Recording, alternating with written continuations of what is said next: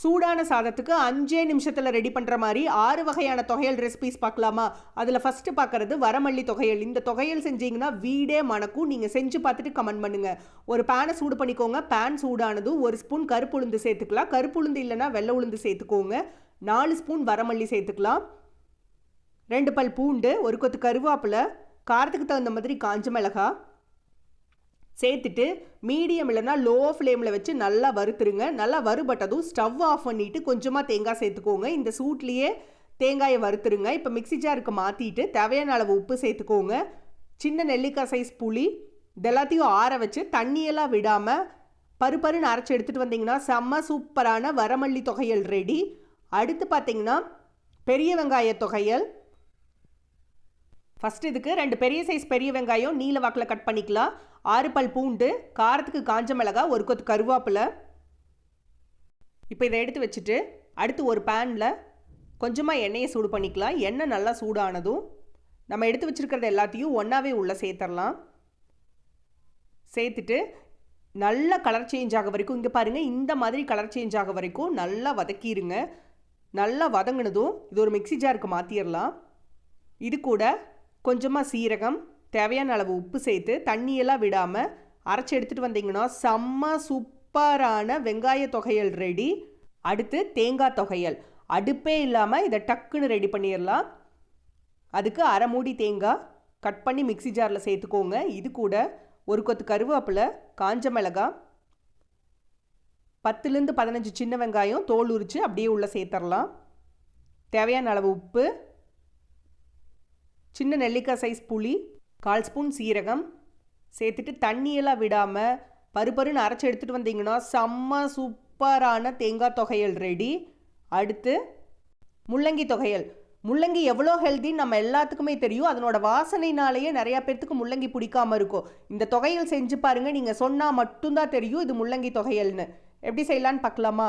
ஒரு பேனில் கொஞ்சமாக எண்ணெயை சூடு பண்ணிக்கலாம். எண்ணெய் சூடானதும் பெரிய சைஸ் முள்ளங்கி தோல் சீவிட்டு இந்த மாதிரி கட் பண்ணி உள்ளே சேர்த்து நல்லா கலர் சேஞ்ச் ஆக வரைக்கும் வதக்கிடுங்க. இந்த மாதிரி வதக்கும் போது அதனோட வாசனை சுத்தமாக இருக்காது. இப்போ இதை மிக்ஸி ஜாருக்கு மாற்றிடலாம். இதே பேனில் 1 ஸ்பூன் கடலைப்பருப்பு, 1 ஸ்பூன் கருப்பு உளுந்து சேர்த்து லோ ஃப்ளேமில் வச்சு ஒன்ஸ் வறுத்துருங்க. வறுபட்டதும் 1 கொத்து கருவேப்பிலை, காரத்துக்கு காஞ்ச மிளகாய் சேர்த்து ஒன்ஸ் கலந்துட்டு ஸ்டவ் ஆஃப் பண்ணிவிட்டு கொஞ்சமாக தேங்காய் சேர்த்துக்கலாம். இந்த மாதிரி கட் பண்ணினது சேர்த்து இந்த சூட்லேயே ஒன்ஸ் இதை வறுத்துருங்க.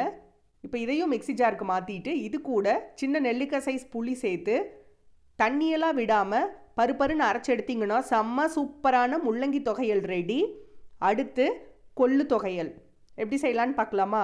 ஃபஸ்ட்டு ஒரு பேனில் 1/2 கப் கொள்ளு நல்லா அலசி எடுத்துட்டு உள்ளே சேர்த்துருங்க. இந்த ஈரத்தோடையே சேர்த்துடலாம்.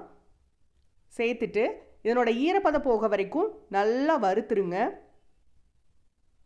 இங்கே பாருங்கள், ஈரப்பதம் எல்லாமே நல்லா போயிடுச்சு. இந்த ஸ்டேஜில் நம்ம 1 ஸ்பூன் நல்லெண்ணெய் சேர்த்துக்கலாம்.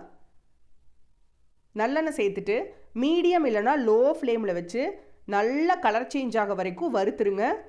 வறுபடும் போது நல்ல வாசனை வரும். இந்த ஸ்டேஜில் நம்ம ஸ்டவ் ஆஃப் பண்ணிவிட்டு மிக்ஸி ஜாருக்கு மாற்றிடலாம். இப்போ இந்த பேனோட சூட்லேயே காரத்துக்கு தகுந்த மாதிரி காஞ்ச மிளகாய் சேர்த்து ஒன்ஸ் வறுத்து மிக்ஸி ஜாரில் சேர்த்துடலாம். சேர்த்துட்டு ஆற வச்சு அரைச்சி எடுத்துகிட்டு வந்துடலாம். இப்போ இது கூட தேவையான அளவு உப்பு, 10லேருந்து 12 சின்ன வெங்காயம் தோல் உரித்து அப்படியே பச்சையாகவே சேர்த்துடலாம். 1 கொத்து கருவேப்பிலை சேர்த்துட்டு தேவைப்பட்டால் மட்டும் லைட்டாக தண்ணி தெளித்து அரைச்சி எடுத்துகிட்டு வந்தீங்கன்னா செம்ம சூப்பரான கொள்ளு தொகையல் ரெடி.